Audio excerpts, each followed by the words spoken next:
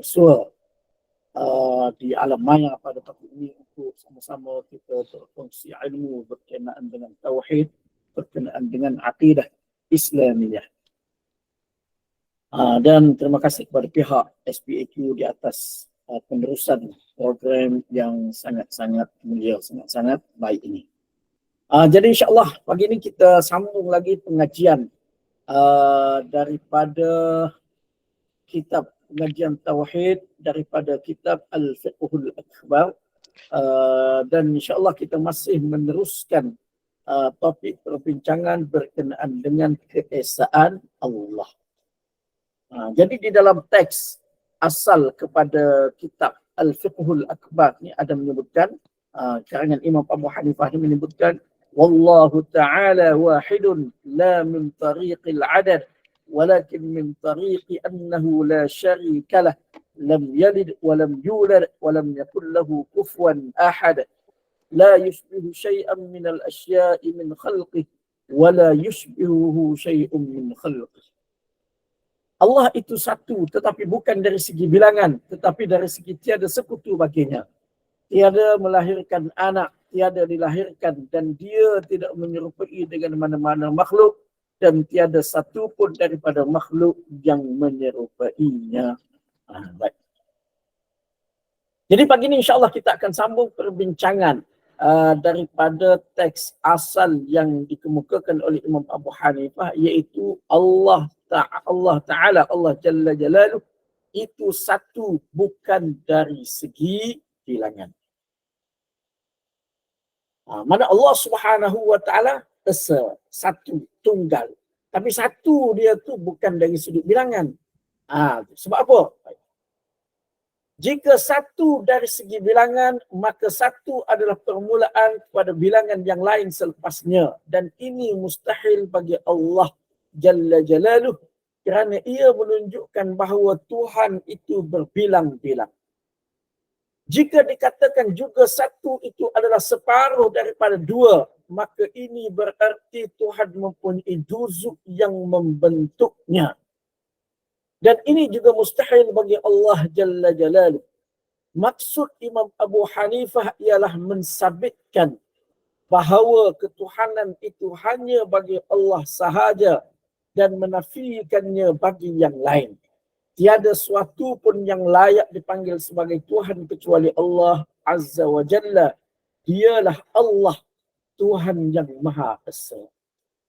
Menafikan dan membatalkan berbilang Tuhan dengan cara tawallud, beranak dan diperanakkan. Sesuatu yang dilahirkan itu menyamai dengan yang melahirkannya. Dan Allah Jalla Jalaluh Maha Suci dari mempunyai sesuatu yang sama dengannya. Demikianlah intisari surah Al-Ikhlas.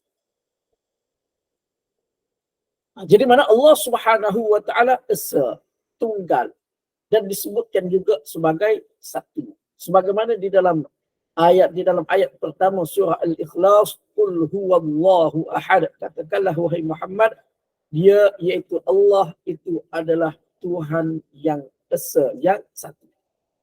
Tetapi satu itu bukan bermakna bukan dari sudut bilangan.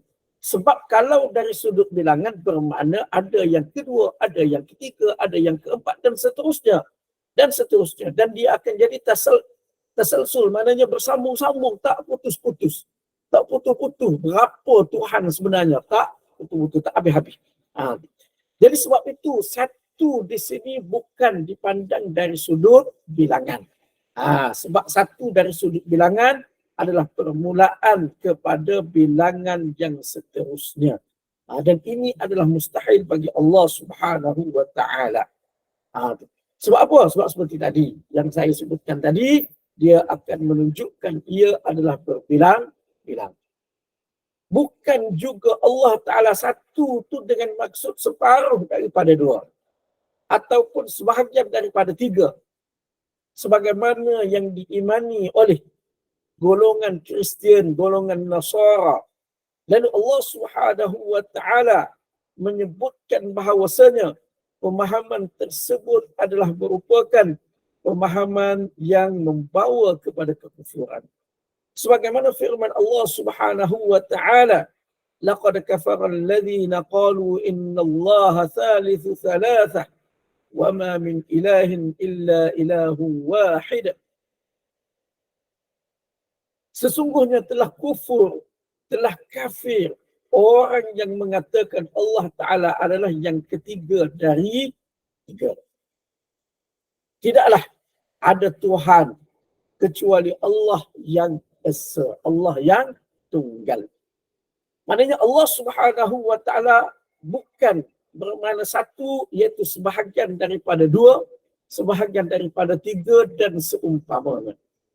Kerana jika dikatakan Allah Subhanahu wa taala adalah sebahagian daripada dua atau tiga dan sebagainya, maka ia memberi arti bahawasanya Tuhan ini adalah satu kelompok, satu, maknanya kumpulan ataupun satu jasad, yang mana Allah Subhanahu wa taala adalah merupakan salah satu daripada juzuk jasad tersebut, juzuk jisim tersebut, seolah-olahnya sedemikian.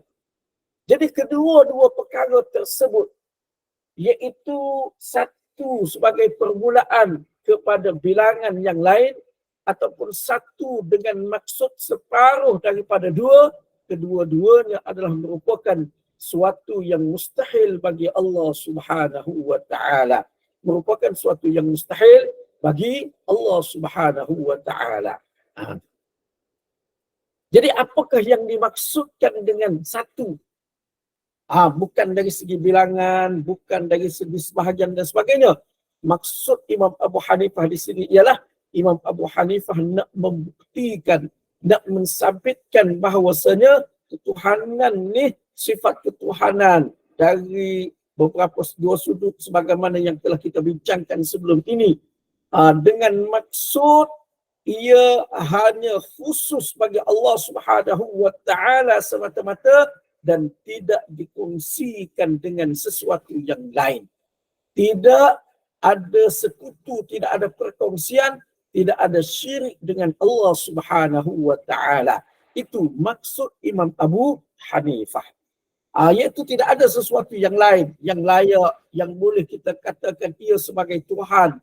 Sama ada Tuhan dari sudut sebagai pentadbir ataupun Tuhan dari sudut sebagai yang disembah. Tidak ada perkongsian dengan sesuatu yang lain dan tidak ada yang layak kecuali Allah Subhanahu wa taala sahaja. Allah Subhanahu wa taala semata-mata. Jadi berkenaan dengan perkongsian itu, berkenaan dengan syirik itu yang kita akan bincangkan selepas ini. Kemudian menafikan, membatalkan berbilang Tuhan, salah satu daripada caranya iaitu dengan cara tawallud. Sebab itu di dalam surah Al-Ikhlas, mana Allah Subhanahu wa taala menjelaskan, qul huwallahu ahad, Allahus samad, lam yalid wa lam yulad wa lam yakul lahu kufuwan ahad. Katakanlah wahai Muhammad, dia iaitu Allah adalah Tuhan yang esa. Dia adalah Allah yang esa. Dan dia adalah sebagai tempat bergantung. Esa juga dari segi pergantungan. Tidak beranak, tidak dilahirkan dan tidak ada satu pun yang setanding, yang sekufu, yang sepadan dengannya. Jadi salah satu daripada sudut Allah esa iaitu tidak berbatal Allah Tuhan ni dari sudut mana? Beranak dan diperanakkan. Sebab apa? Sebab bila mana kita kata Allah Subhanahu wa taala mempunyai anak, maka anak dengan ayah adalah daripada jenis yang sama, daripada spesies yang sama. Manakala ayah itu Tuhan, maka anak juga adalah Tuhan.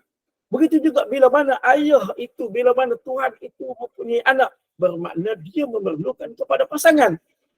Dan pasangan kepada sesuatu adalah jenis yang sama dengan perkara tersebut. Bermakna pasangan bagi Tuhan, iaitu pasangan bagi Allah Subhanahu wa taala adalah daripada jenis yang sama, iaitu daripada jenis Tuhan juga. Jadi banyaklah Tuhan.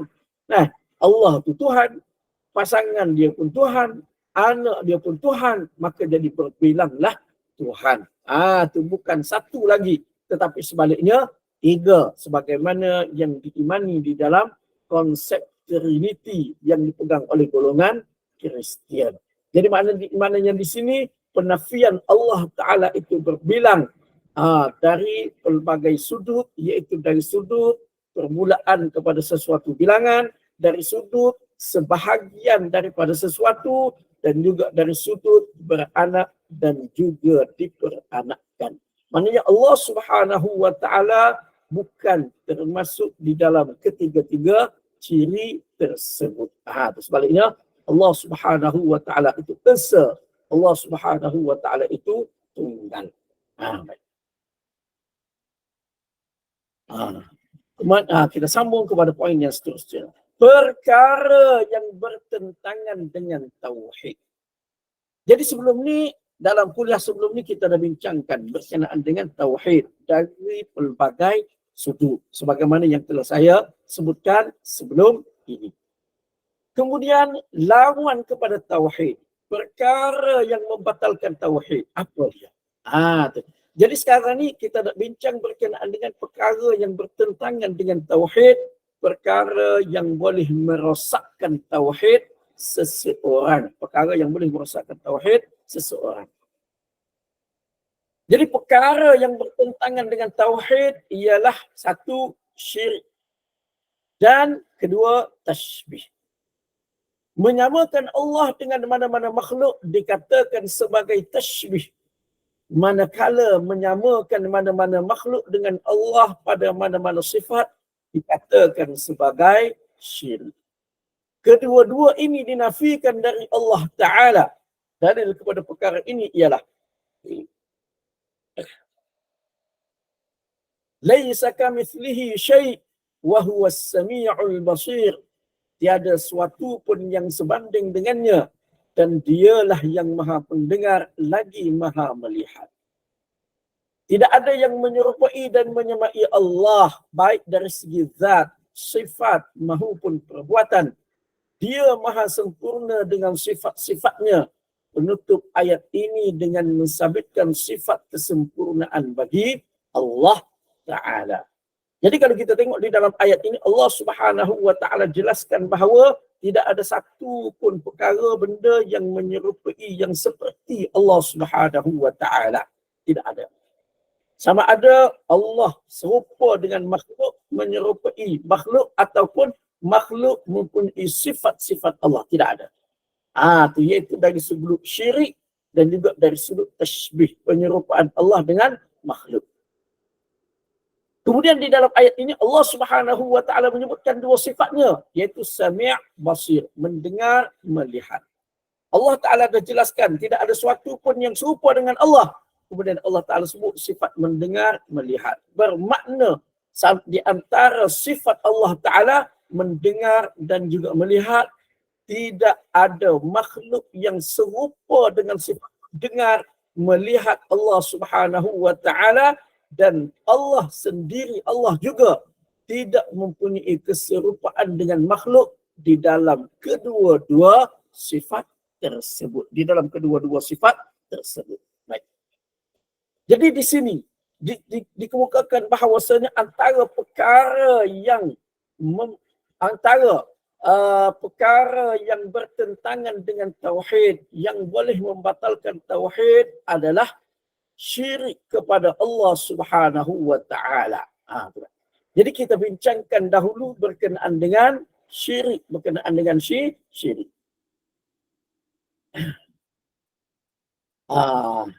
Jadi apakah yang dimaksudkan dengan syirik?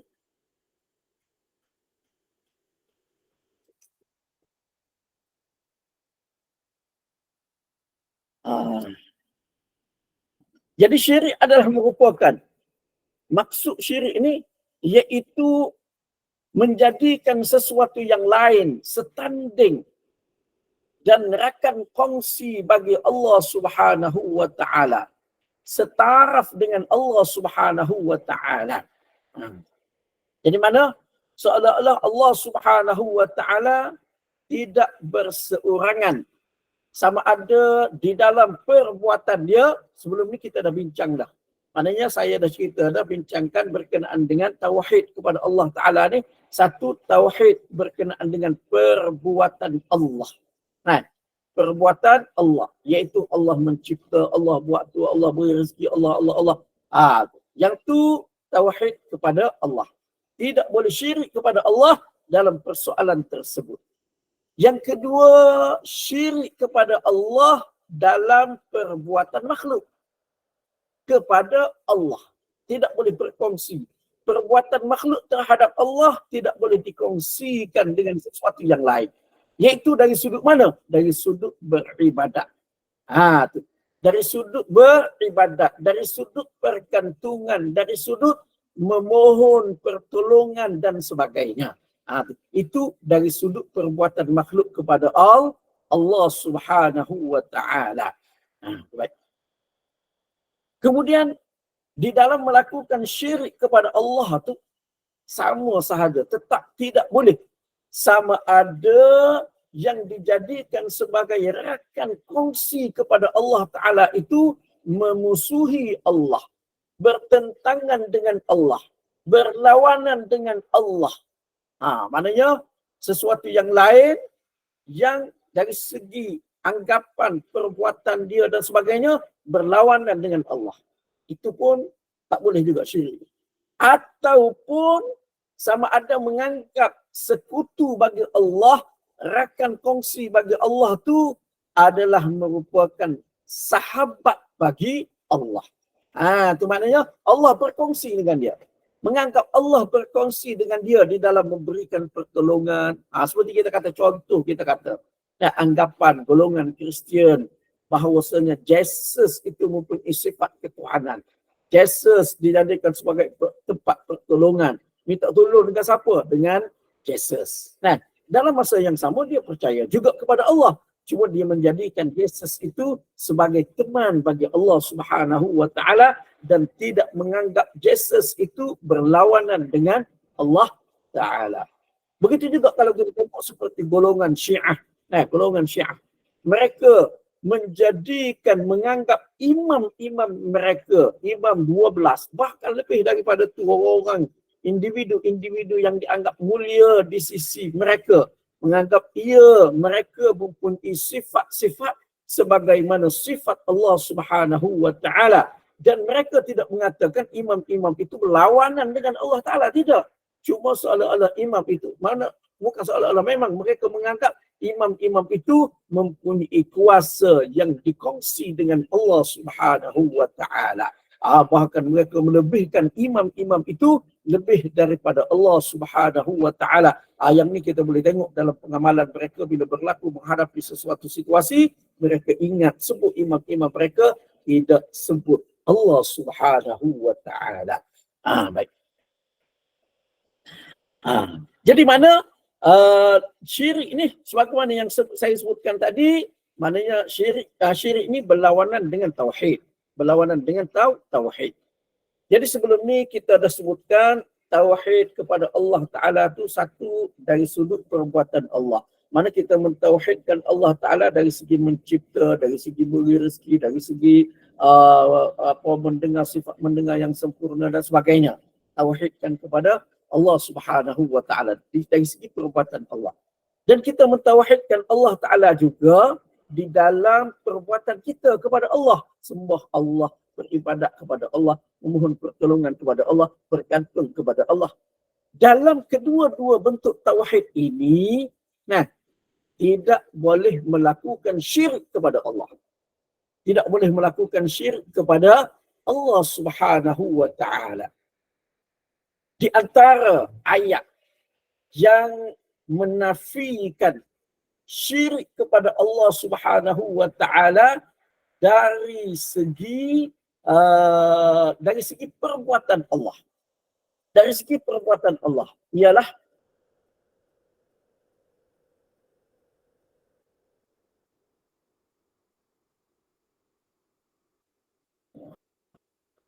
sekejap lagi. Saya buat balik kopi terjemahan dia. Iaitu daripada surah Saba. Surah Saba ayat yang ke-22. Qul ud'u alladhina za'amtum min dunillah la yamlikuna mithqala dharratin fis samawati wala fil ard wama lahum fihima min syirkin wama lahu minhum min dhahir. Katakanlah, wahai Muhammad, kepada kaum musyrik, orang yang menyekutukan Allah, melakukan syirik kepada Allah Ta'ala, menyekutukan Allah dengan sesuatu yang lain. Serukanlah makhluk-makhluk yang kamu dakwakan sebagai Tuhan selain Allah. Minta dengan dia. Seru dia lah. Nah, tu tanya dia. Mereka tidak memiliki kuasa seberat debu pun di langit dan di bumi. Dan mereka tiada sebarang bahagian perkongsian dengan Allah dalam mencipta dan mentadbirkan langit dan bumi. Dan Allah pula tidak mendapat sebarang pertolongan dari mereka.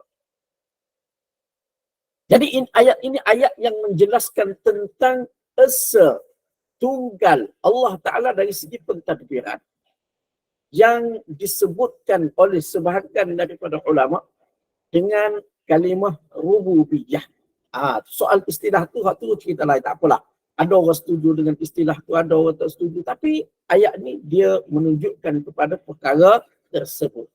Iaitu sebagaimana sebelum ni kita dah bincangkan berkenaan dengan tauhid tersebut, kita dah bincangkan. Dan ayat ini menafikan perkongsian Allah Subhanahu wa Ta'ala dengan sesuatu yang lain tidak dari sudut tersebut. Dan Allah Subhanahu wa Ta'ala mengingatkan di dalam ayat ini, jangan sesekali melakukan syirik kepada Allah, melakukan sekutu kepada Allah, menjadikan sesuatu yang lain sebagai sekutu bagi Allah di dalam pentadbiran. Di dalam mentadbirkan langit dan juga bumi. Itu peringatan yang Allah Ta'ala nak berikan kepada kita. Sebab itu di dalam ayat ini Allah Subhanahu wa Ta'ala sebut seru sekutu-sekutu tu. Adakah mereka boleh mentadbir alam ini, menciptakan alam ini? Mereka boleh ke? Mereka tak boleh. Mereka sama sekali tidak mampu untuk melakukannya. Kerana itu jangan sesekali menyengutukan Allah Subhanahu wa Ta'ala dengan mereka di dalam perkara ini, di dalam persoalan ini. Begitu juga dengan ayat yang saya pernah bacakan sebelum ini. Cuma saya tak ingat. Ayat tu dalam ayat law kana fihima alihatun illallahu lafasadata.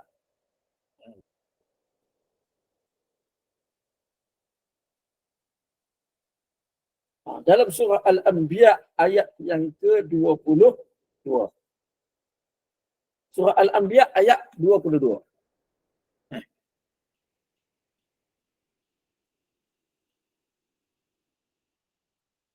Mana Allah Subhanahu wa Ta'ala jelaskan, "Lau kana fihi ma alihatun illallah lafasadata." Kalaulah pada langit dan bumi ini ada Tuhan selain daripada Allah, sama ada yang disembah ataupun yang mentadbirkan alam ini, niscaya alam ini akan binasa. Niscaya alam ini akan binasa. Lafasadata, akan binasa kedua-duanya. Jadi di situ juga Allah Subhanahu wa Ta'ala memberikan peringatan kepada kita bahawasanya tidak ada sebarang perkongsian antara Allah Subhanahu wa Ta'ala dengan sesuatu yang lain di dalam mentadbirkan alam ini, di dalam menguruskan alam ini. Kemudian dari satu sudut lagi, iaitu syirik kepada Allah, menyengutukan Allah Subhanahu wa Ta'ala pada perbuatan manusia, pada perbuatan makhluk. Iaitu perbuatan makhluk, maknanya perbuatan kita kepada Allah Ta'ala. Perbuatan kita kepada Allah Ta'ala iaitu kita kena sembah, beribadat kepada Allah, bergantung kepada Allah, memohon pertolongan kepada Allah dan sebagainya, yang itu sama sekali tidak boleh melakukan syirik kepada Allah Subhanahu wa Ta'ala. Allah Subhanahu wa Ta'ala menjelaskan di dalam surah Al-Fatihah ayat yang kelima, Iyyaka na'budu wa iyyaka nasta'in, yang selalu kita nak baca ni. Iaitu kepadamu jua kami sembah dan kepadamu, hanya kepadamu sahaja kami memohon pertolongan. Mana hasar, membataskan di sini penyembahan dan memohon pertolongan hanya kepada Allah Subhanahu wa taala. Mana di dalam perbuatan kita kepada Allah taala jangan sesekali melakukan syirik kepada Allah Subhanahu wa taala. Baik. Jadi itu syirik dari satu sudut. Kemudian pembahagian syirik yang lain nanti insya-Allah saya akan sebutkan selepas ini. Kemudian di dalam ayat yang lain itu di dalam surah Al-Jin ayat yang ke-18. Wa annal masajida lillahi fala tad'u ma'allahi ahada. Dan bahawa sesungguhnya masjid-masjid itu untuk beribadat kepada Allah Subhanahu wa taala semata-mata, maka janganlah kamu seru dan sembah sesiapa pun bersama-sama dengan Allah. Jadi mana ayat ini memberi peringatan kepada kita supaya jangan melakukan syirik kepada Allah Ta'ala di dalam perbuatan kita, di dalam amalan kita kepada Allah Subhanahu wa taala. Jangan kita melakukan syirik. Iaitu Allah Taala jelaskan masjid-masjid, tempat-tempat ibadat, tempat-tempat sujud itu adalah milik Allah Subhanahu wa taala, untuk Allah Subhanahu wa taala semata-mata. Jangan sesekali menyembah, berkongsi dengan Allah Subhanahu wa taala di dalam sembahan, di dalam beribadat kepada Allah Subhanahu wa taala. Jadi mana ayat ini menegaskan juga sebagaimana yang telah saya sebutkan tadi, larangan, peringatan daripada Allah Subhanahu wa taala supaya tidak melakukan syirik kepada Allah Ta'ala pada perbuatan kita, iaitu di dalam beribadat, memohon pertolongan dan sebagainya. Baik. Sebelum kita pergi kepada perbincangan berkenaan dengan bahaya syirik, peringatan daripada Allah Subhanahu wa taala, daripada Nabi sallallahu alaihi wasallam berkenaan dengan syirik ni. Sebelum kita pergi berkenaan dengan perkara tersebut, iaitu syirik akbar dan kesan-kesan dia tu, kita bincangkan sedikit berkenaan dengan pembahagian syirik. Jadi syirik dari satu sudut dia terbahagi kepada tiga jenis, iaitu syirik akbar, syirik yang besar. Syirik akbar ni seperti yang saya sebutkan tadi. Yang saya sebutkan tadi iaitu dari sudut apa? Dari sudut mana perbuatan Allah menganggap ada sesuatu yang lain, Allah berkongsi dari segi penciptaan, pentadbiran alam dan sebagainya. Ataupun dan juga menganggap ada sesuatu yang disembah, dimohon pertolongan selain daripada Allah Subhanahu wa taala. Itu syirik besar, syirik yang membawa kepada kekufuran. Yang kedua, syirik kecil, asyirikul asghar, syirik kecil.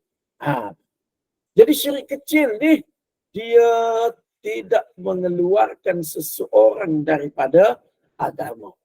Tidak menjadikan seseorang itu terkeluar daripada Islam. Tidak menjadikan seseorang itu kufur kepada Allah Subhanahu wa taala. Tidak. Sebaliknya dia akan mencacatkan keimanan seseorang kepada Allah Subhanahu wa taala. Dia akan mencacatkan keimanan seseorang kepada Allah Subhanahu wa taala. Dia akan membatalkan kesempurnaan agama. Bukan membatalkan agama itu secara total, tapi membatalkan kesempurnaan agama. Jadi syirik kecil ni banyaklah dari beberapa sudut, antaranya dari sudut mahabbah, memberikan kasih sayang, seperti memberikan kasih sayang tak kiralah kepada ibu bapa dan sebagainya, sehingga menyalahi, melebihkan kasih sayang kepada orang lain, kepada sesuatu yang lain lebih daripada Allah Subhanahu wa taala. Sehingga bila berlaku pertentangan antara kehendak seseorang yang berlaku pertentangan antara kehendak seseorang yang kita kasih, ayah kita ke, isteri kita, suami kita ke, berlaku pertentangan itu pada perkara yang tidak disukai oleh Allah Ta'ala. Allah Ta'ala tak suka benda tu.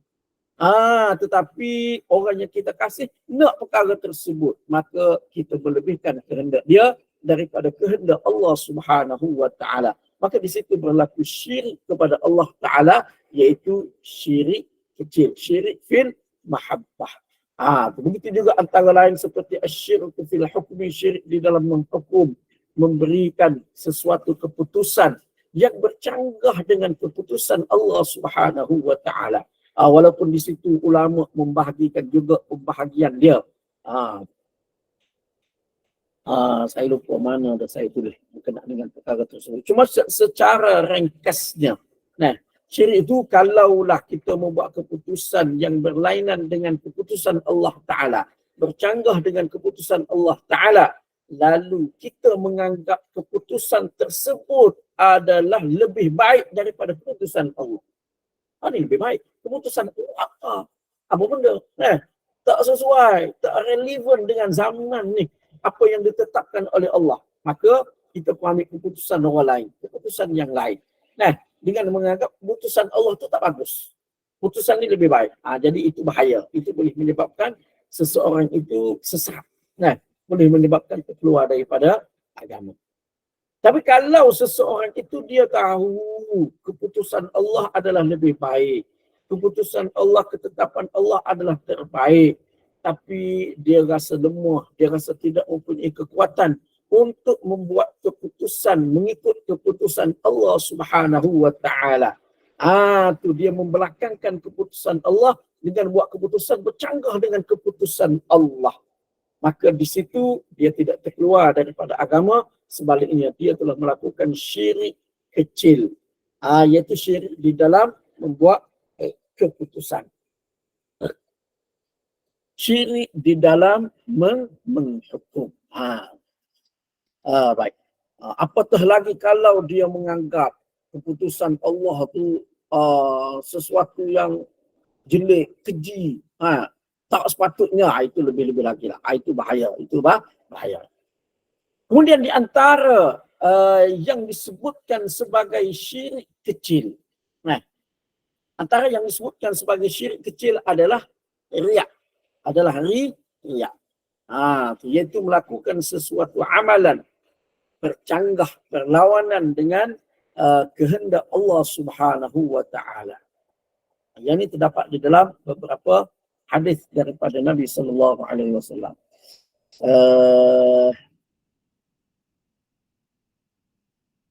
Sekejap. Nanti saya ambil poin tersebut. Nanti saya beri kongsikan hadis-hadis tersebut.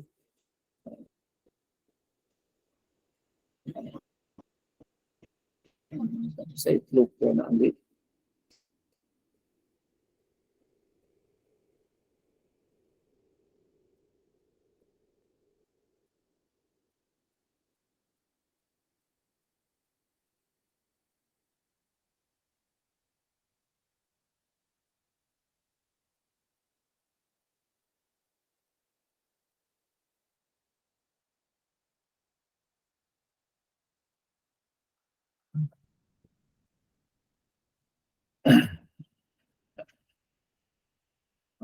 Kali sikit.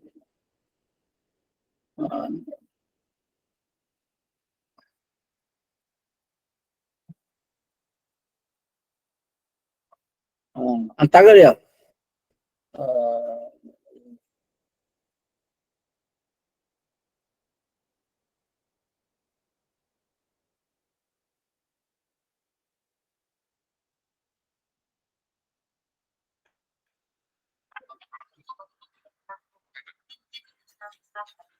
sekejap.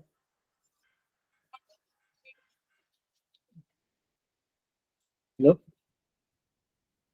Saya, siapa ni? Saya ada kelas ni. Nanti sekejap saya telefonkan.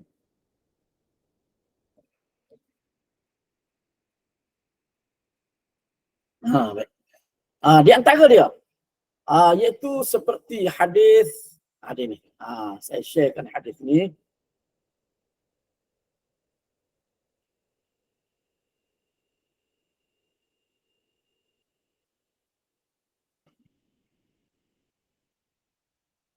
Tak dapat sebenarnya. Nanti kita copy paste lagi terjemahan dia.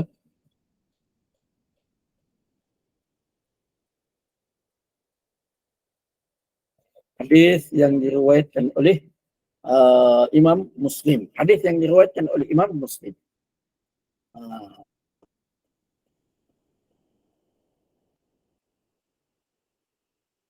عن أبي هريرة رضي الله عنه قال قال رسول الله صلى الله عليه وسلم قال الله تبارك وتعالى أنا أغنى الشركاء عن الشرك من عمل عملا أشرك فيه معي غيري تركته وشركه. Daripada Abu Hurairah radhiyallahu anhu katanya Rasulullah sallallahu alaihi wasallam bersabda, Allah tabaraka wa taala berfirman, aku tidak memerlukan kepada sebarang perkongsian daripada sekutu-sekutu. Sesiapa yang melakukan sesuatu amalan dengan dia menyekutukan aku dengan selainku, aku biarkan dia bersama dengan sekutunya. Di dalam riwayat yang lain, iaitu di dalam Sunan Ibn Majah. Di dalam Sunan Ibn Majah ada sedikit tambahan, iaitu Allah Subhanahu wa taala berfirman, فَأَنَا مِنْهُ بَرِيءٌ وَهُوَ لِلَّذِي أَشْرَكَ. Maka aku berlepas diri darinya dan ia diserahkan kepada orang yang ia sekutukan bersama dengan aku. Jadi di sini berkenaan dengan amalan yang dilakukan kerana selain daripada Allah. Amalan yang ada unsur-unsur riak pada amalan tersebut. Dia buat amalan kerana Allah. Dalam masa yang sama dia nak menunjuk-nunjuk kepada orang lain. Dia nak menunjuk-nunjuk kepada orang lain. Jadi Allah Subhanahu wa taala berfirman di dalam hadis qudsi, aku tak perlu kongsi. Aku tidak perlu rakan kongsi untuk beri pahala kepada orang-orang yang beramal. Aku tak perlu rakan kongsi. Maknanya sesiapa yang beramal, aku seorang saja yang akan beri pahala kepada dia. Tak ada kongsi-kongsi dengan orang lain. Sesiapa yang beramal dengan mengongsikan amalan dia tu kepada selain daripada aku, dia beramal, dia nak tunjuk juga kepada orang lain, maka Allah Ta'ala kata, ambil dengan dia pahala. Aku biarkan dia bersama dengan sekutunya. Maknanya di hari akhirat besok, minta dengan dia lah pahala. Apa minta dengan aku? Sebab itu di dalam hadis yang lain, yang lebih panjang, Nabi sallallahu alaihi wasallam menyebutkan. Ini hadis qudsi juga. Saya share hadis dulu. Kemudian terjemahannya.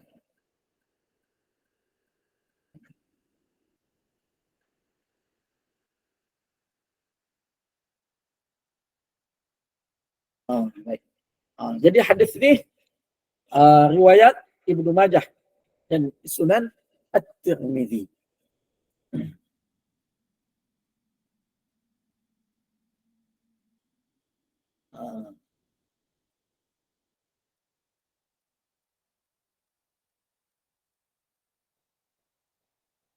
Jadi di dalam hadis ini, Nabi sallallahu alaihi kita baca hadis dulu. An Abi Sa'd bin Abi Fadalah Al-Ansari wa kana min as-sahabah qala Rasulullah sallallahu alaihi wasallam idza jama'a Allahu al-awwalin wal-akhirin yawm al-qiyamah liyawmin la rayba fihi nada munadin man kana ashraka fi 'amalin 'amilahu lillah falyatlub thawabahu min 'indi ghairillah fa innallaha aghna asy-syuraka 'anil syirk.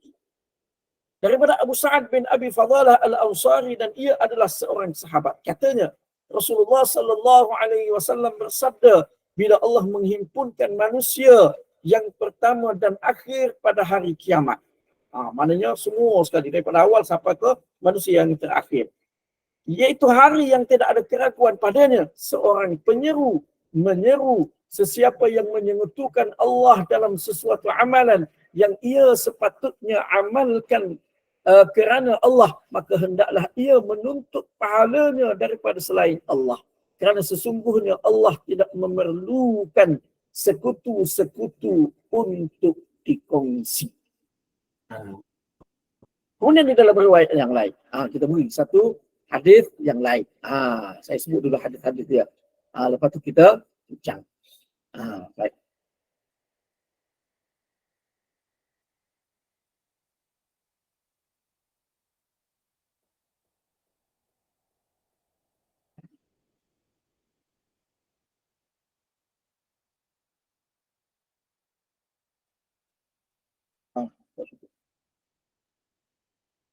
Uh,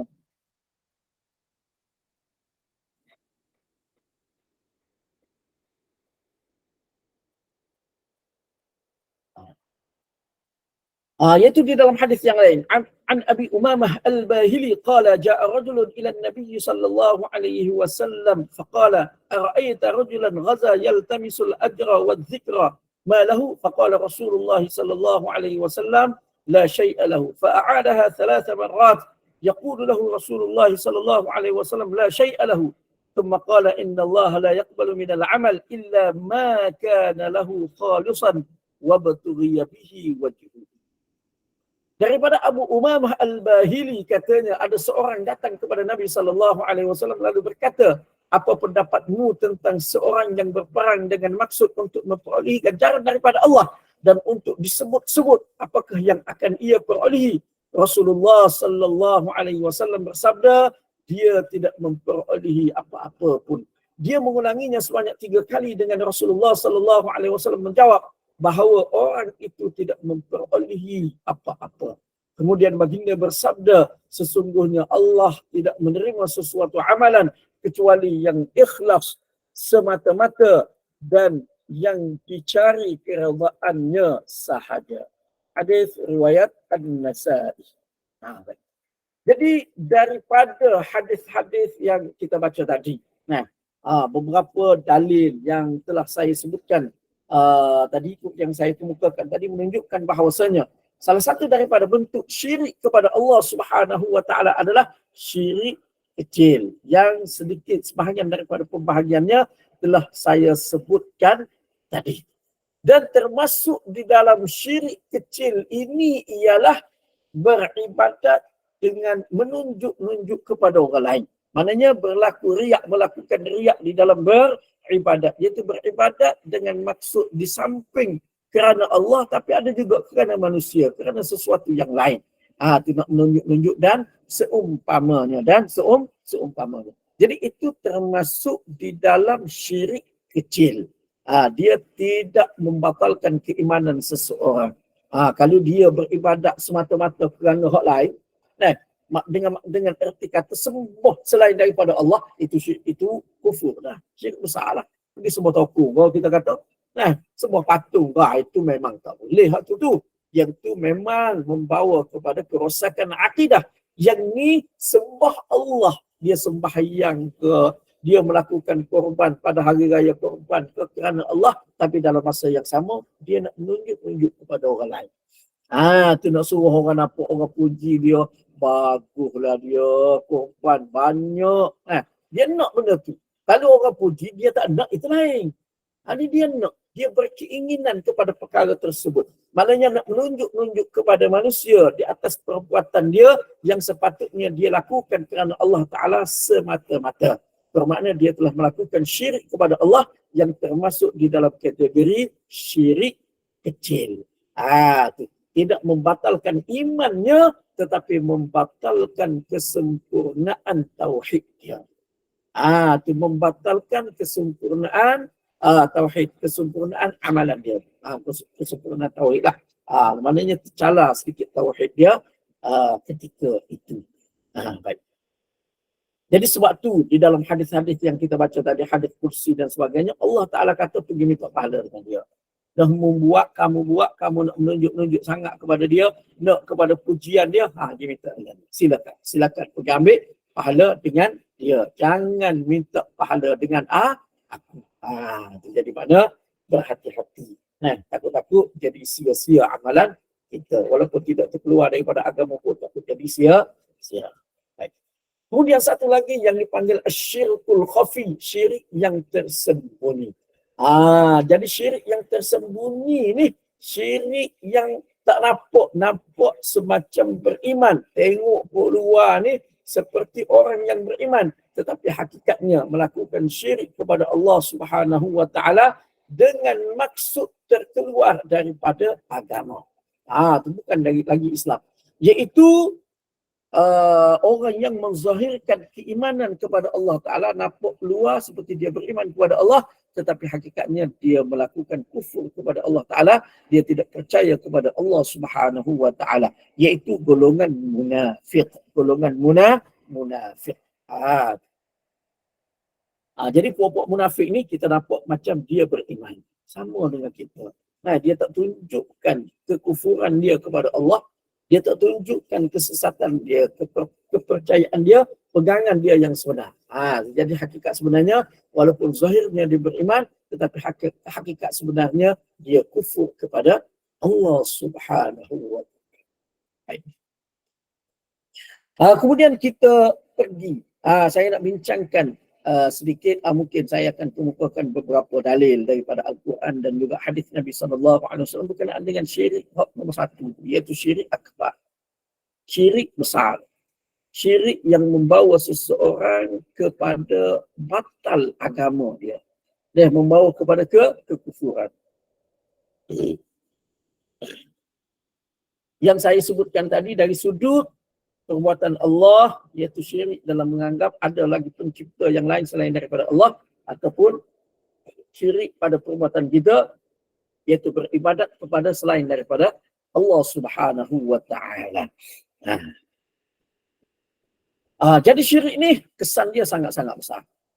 Jika seseorang itu mati dalam keadaan syirik tersebut, maka iman dia tidak diterima dan dosa dia tidak diampunkan oleh Allah Subhanahu wa Ta'ala. Di dalam Al-Quran, Allah Subhanahu wa Ta'ala berfirman di beberapa tempat berkenaan dengan kesan syirik ini. Antaranya, di dalam surah An-Nisa ayat yang ke-48. Allah Subhanahu wa Ta'ala berfirman, "Inna Allah la yaghfiru an yushraka bihi wa yaghfiru ma duna dzalika liman yasha."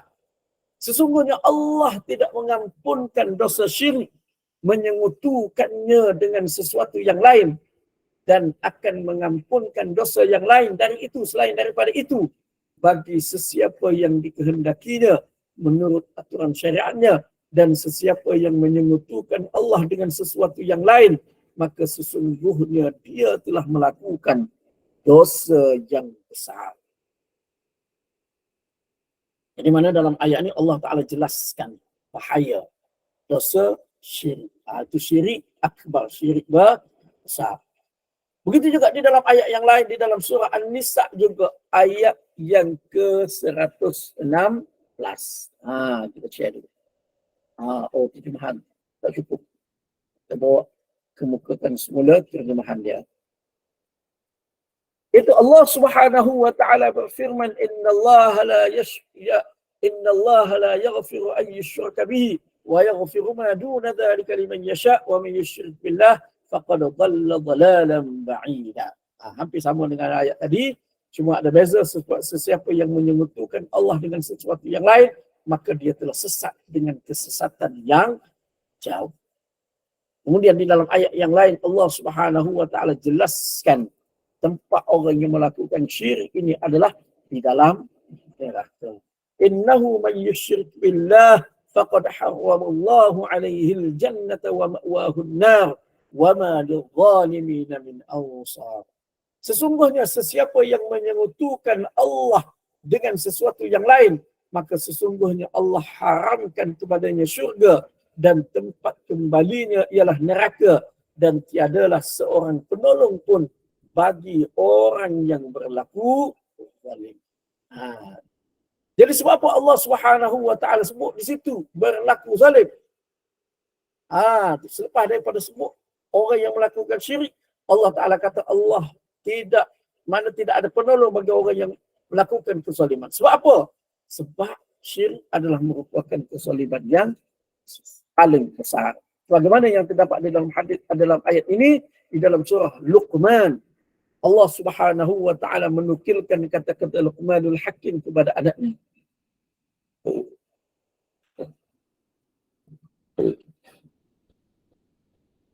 Wa idh qala Luqman li ibnihi wa huwa ya'idhuhu ya bunayya la tusyrik billah inna asy-syirka la zulmun 'adzim. Dan ingatlah ketika Luqman berkata kepada anak-anaknya semasa dia memberi nasihat kepadanya, wahai anak kesayanganku, janganlah engkau mempersekutukan Allah dengan sesuatu yang lain, kerana sesungguhnya perbuatan syirik itu adalah satu kezaliman yang besar. Syirik ini kezaliman yang besar. Suatu zalim ni dia ada dua kategori. Satu zalim kepada diri sendiri, yang kedua zalim kepada orang lain. Zalim kepada diri sendiri pula yang paling besar adalah syirik kepada Allah Ta'ala, dan yang kedua adalah melakukan dosa-dosa besar selain daripada syirik. Yang tu pun termasuk di dalam menzalimi diri sendiri. Yang tu ada dalil dia di dalam Al-Quran, ada menjelaskan berkenaan dengan perkara tersebut. Baik. Jadi mana daripada beberapa ayat tadi. Dan ayat yang lain lagi. Terdapat lagi ayat yang lain yang mengingatkan bahawasanya orang yang melakukan syirik kepada Allah Subhanahu wa taala, jika dia tidak sempat bertaubat, Allah Taala tidak akan memberi pengampunan kepada dia. Allah Taala tidak akan memasukkan dia ke dalam syurga. Baik. Jadi sebab itu kena berhati-hati dalam soal ini. Amalan-amalan, perbuatan-perbuatan yang ada unsur syirik sedikit, boleh mendorong kepada syirik. Kena berhati-hati, kena beri. Jangan pandang enteng perkara tersebut. So itu setengah-setengah perkara, setengah-setengah perbuatan diberikan penekanan oleh Nabi SAW. Tu berkenaan dengan perkuburan. Kita tengok ulama ini peringatan. Sebab apa? Dia boleh membawa kepada syirik. Boleh membawa kepada pemujaan. Dia minta tolong dengan orang yang telah mati dan sebagainya. Dan perkara ni kita boleh lihat. Kita boleh lihat apa yang berlaku di negara kita sendiri, walaupun sebahagiannya telah dihapuskan oleh penguasa agama seperti berlaku di Pulau Besar. Tu kubu apa dia panggil, kubu panjang katanya lah, Allah Ta'ala. Di Perak di pun ada kubu apa, bidan tetek lanjut apa tak ingat. Di situ pun dijadikan sebagai tempat pemujaan dan sebagainya. Tapi alhamdulillah pada perkara itu telah disettlekan oleh pihak pejabat agama, pihak berkuasa. Jadi Nabi SAW beri peringatan berkenaan dengan perkara tersebut sebab dia dekat dengan syirik kepada Allah Subhanahu wa taala.